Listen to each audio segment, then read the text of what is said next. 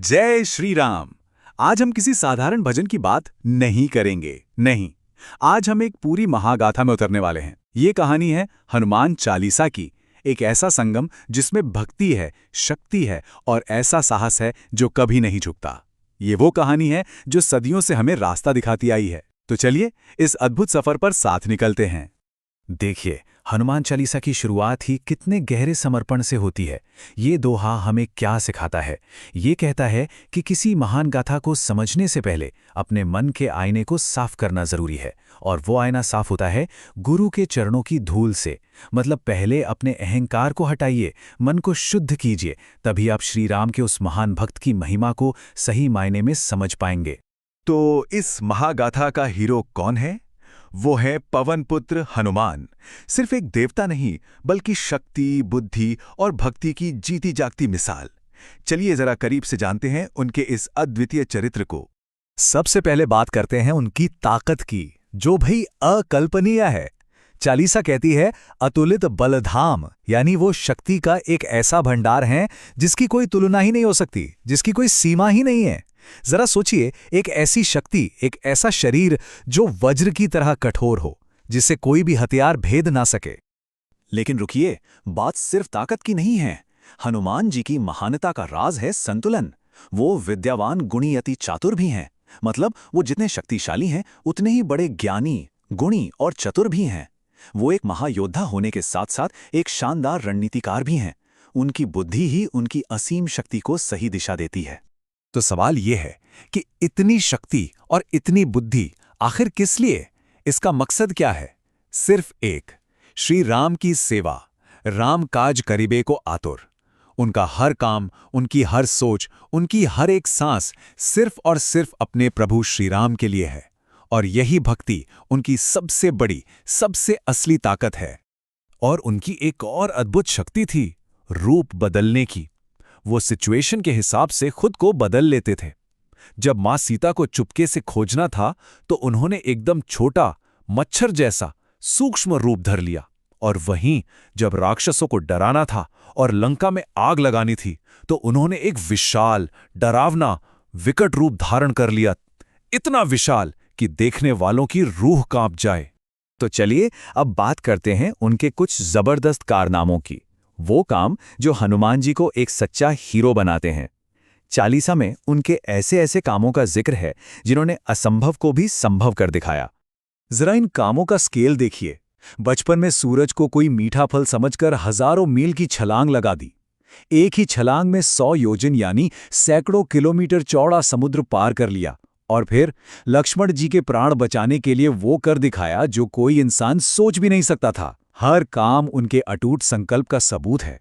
और अब वो कहानी जो शायद उनकी भक्ति और शक्ति का सबसे बड़ा सबूत है। एक ऐसी कहानी जिसके केंद्र में है एक चमत्कारिक जड़ी बूटी जिसका नाम है संजीवनी। सोचिए जरा वो सीन। लक्ष्मण जी के प्राण दांव पर लगे हैं। वक्त तेजी से निकल रहा है। हनुमान जी हिमालय पहुंचते हैं, लेकिन वहां हजारों जड़ी बूटियों में से वो संजीवनी को पहचान नहीं पाते। अब क्या करें? वो रुके नहीं, वो उलझे नहीं। उन्होंने समाधान निकाला। और समाधान ये था कि पूरा का पूरा द्रोणागिरी पर्वत ही उठा लिया जाए। ये सिर्फ ताकत नहीं थी, ये अपने लक्ष्य के लिए सब कुछ दांव पर लगा देने का जज्बा था। तो इतने बड़े असंभव काम का इनाम क्या मिला? कोई सोना चांदी, कोई राजपाट? नहीं।